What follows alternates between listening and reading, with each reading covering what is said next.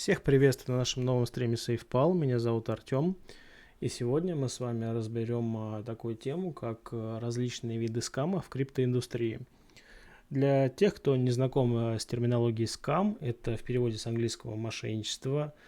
Скамер – это мошенник, и именно эти термины чаще всего встречаются в социальных сетях, в Discord, в Telegram сообществах, поэтому мы будем использовать именно их. Первым делом, на что стоит обращать внимание при изучении каждого проекта, это наличие официальных ссылок. То есть, если вы пользуетесь каким-либо проектом, то всегда переходите только по официальным ссылкам. Ну вот на примере сайта SafePal видим, да, то, что есть карта сайта, есть официальные ресурсы, социальные сети, ссылки на службу технической поддержки. Соответственно, если нам что-то нужно куда-то попасть, мы пользуемся только официальными ссылками. Никаких ссылок из личных сообщений или еще откуда-то мы не используем. Для сегодняшнего же стрима я подготовил специально отдельно софт-кошелек, на котором у меня были собраны различные скам-токены разных проектов. И, как показывает практика, обычно скам-токены приходят только на те кошельки, которые активно участвуют именно в блокчейне. Что я под этим подразумеваю? То есть, например, да, вы активно меняете в каких-то DApp токены, например, там на PancakeSwap. Вы активно стейкаете где-то свои токены, да, и обычно на такие кошельки чаще всего рассылаются различные токены, которые вы не покупаете, которые предназначены для того, чтобы получить доступ к вашему кошельку. Вот, но пугаться не стоит, если вы получаете такой токен, главное его не трогать. Обычно это происходит таким образом, к примеру, да, вы получили какой-то токен себе на кошелек, ну, допустим, да, возьмем Gambling.io в сети Phantom. Да, мы его получили 3 миллиона. И обычно, когда делается рассылка таких токенов, у него может быть цена там не $0, а там отображаться по $1 за один токен. Да, я уже публиковал статью в Discord на эту тему, да, то, что как бы вы сразу видите то, что у вас там пришло 3 миллиона долларов на ваш кошелек. Вы думаете сразу: вау, да я богат, я сейчас быстро зайду обменяю. Но нет, вы не зайдете и не обменяете такой токен, потому что, как правило, даже если вы и подключитесь к какому-то обменнику, то либо на нем не будет ликвидности для обмена токена, либо вам скажет, сперва нужно зайти на сайт, там сразу выскакивает окошко, перейдите на сайт, чтобы разблокировать ваши токены. Некоторые скам-проекты сразу пишут сайты именно в названиях, вот, чтобы вы сразу переходили на него и изучали проект. Вот. Но, как правило, ничего ценного они не несут в себе. Вот для примера давайте, нас интересует вот токен SpaceP, да, и мне вот непонятно, он скам токен или нет, да, то есть чтобы это понять, нужно изучить проект. Ну вот, мы на него переходим, видим то, что у него цена изменилась на 18%, то есть это означает, что кошелек уже как бы подтягивает информацию о цене, да, то есть из CoinGecko, либо из CoinMarketCap. Вот, мы видим то, что мы получили его 25 мая. Вот, и давайте посмотрим его на CoinGecko и CoinMarketCap. Ну, переходим на CoinGecko. Вот. Рекомендую использовать для изучения токенов именно CoinGecko и CoinMarketCap, так как это наиболее популярные проекты. Ну, вот, они, как правило, собирают всю необходимую информацию. Но если у вас есть какие-то свои источники, естественно, можете пользоваться ими. Вот. Первое, что видим, нам попадается на глаза, это у токена нету системы ранка. Вот, то есть, что это означает? То, что токен находится слишком далеко от первого места, да, у нас на первом месте это биткоин, на втором месте эфир. Вот, у токена слишком маленький оборот, чтобы ему присвоили какое-то здесь значение, да, то есть дальше мы видим то, что рыночная капитализация у токена знак вопроса отсутствует, количество токенов в обращении отсутствует, то есть как бы уже вызывает сомнения, да. Чуть правее мы видим ссылки на различные соцсети. а также сайт проекта. Да, мы можем на него перейти, посмотреть, что за сайт.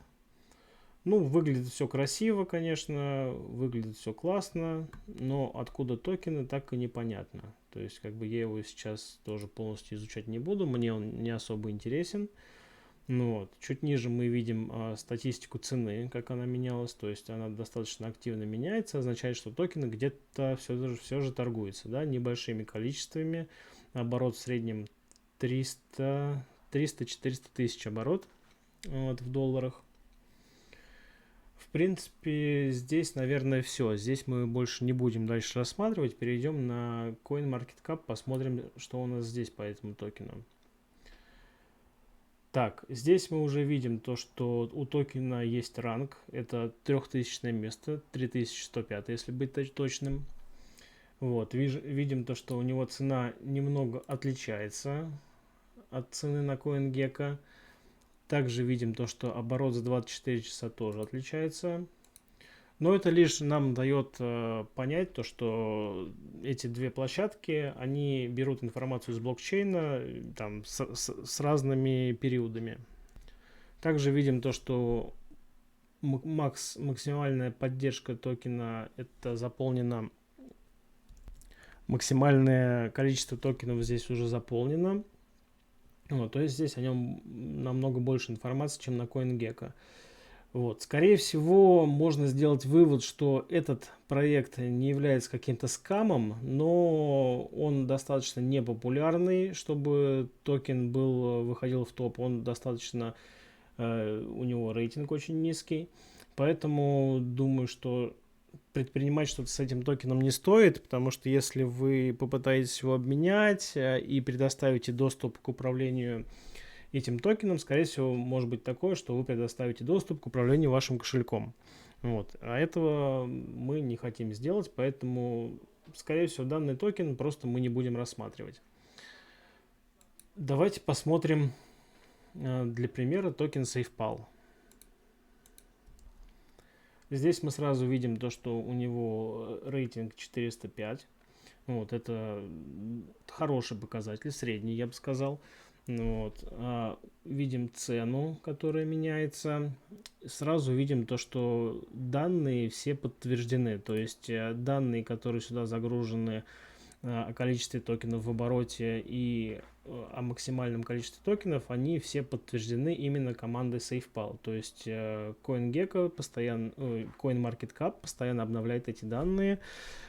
Вот. Это, в принципе, хороший показатель. Давайте посмотрим токен на CoinGecko. Вот. Здесь у него рейтинг чуть ниже. Это означает то, что, скорее всего, на CoinGecko добавлены какие-то еще токены, которых нет на CoinMarketCap. Но, в принципе, показатели примерно те же самые. То есть, видим то, что заполнены данные уже максимально более детально. Уже есть полная капитализация токена.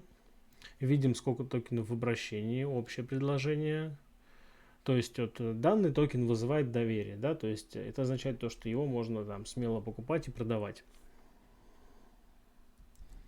Но опять же, не забывайте, да, то, что я сейчас делаю беглый обзор токенов, да, не углубляюсь в детали, не углубляюсь в изучение проекта никакого, да. То есть всегда исследуйте самостоятельно, да, никто вам не подскажет, какой можно токен продавать, какой нельзя токен покупать, поэтому всегда изучайте самостоятельно. Вот. Что касается скам токенов в приложении, в расширении, вот для примера давайте еще возьмем, вот этот меня токен интересует, потому что его цена у нас $729, да. Ну, логично предположить то, что каждый захотел бы его продать, да. Токен TVT, достаточно популярный токен. Вот, давайте попробуем найти его по смарт-контракту. Вот. Наверное, он его не найдет по смарт-контракту, он, может быть, и не ищет. Давайте его вобьем просто как TVT и посмотрим. Так, видим мы, да, TVT, у нас он здесь 1. Это означает то, что данный токен является скамом, потому что мы видим расхождение в значениях, да, у нас оригинальный стоит $1 токен, а наш токен стоит 0,000073. Поэтому что мы можем сделать? Мы можем посмотреть информацию о токене непосредственно в самом блокчейне. В данном случае мы копируем адрес контракта токена и переходим в обозреватель блокчейна, да, то есть в BSC Scan. И смотрим по данному контракту токен. Вот, в данном случае у нас токен TVT. Мы видим... Так, и мы видим то, что скопировался не тот адрес контракта, поэтому мы скопируем адрес контракта еще раз. Так, и перепроверяем его. Снова вставляем. И видим, да, то, что у нас токен TVT. Здесь отображается его цена, отображаются последние транзакции. Можем видеть информацию по контракту. И давайте для сравнения возьмем наш токен, который... под сомнением, да, мы уже видим то, что адрес контракта у него другой. То есть вот даже если здесь сравнить последние символы E2FA7, и здесь он совершенно по-другому заканчивается, да, и посмотрим его в обозревателе блокчейна. То есть здесь мы уже видим какой-то левый сайт, уже совершенно другую информацию по контракту. То есть здесь можно уже смело предположить то, что данный токен является скамом, и скорее всего, если вы попытаетесь его обменять на какой-то площадке, например, на PancakeSwap, вот, то у вас ничего не получится, скорее всего, не хватит ликвидности. А если даже и хватит ликвидности, то, скорее всего, токены будут заблокированы. Поэтому все, что с ними можно сделать, это просто убрать из кошелька. То есть, что мы делаем? Мы убираем все токены из расширения для браузера. И, например, добавляем BNB, Solana. Что еще здесь можно добавить? Ну, например, O3 токен. Все. Соответственно, кошелек мы от этих токенов, грубо говоря, очистили. Они нам не мозолят глаза.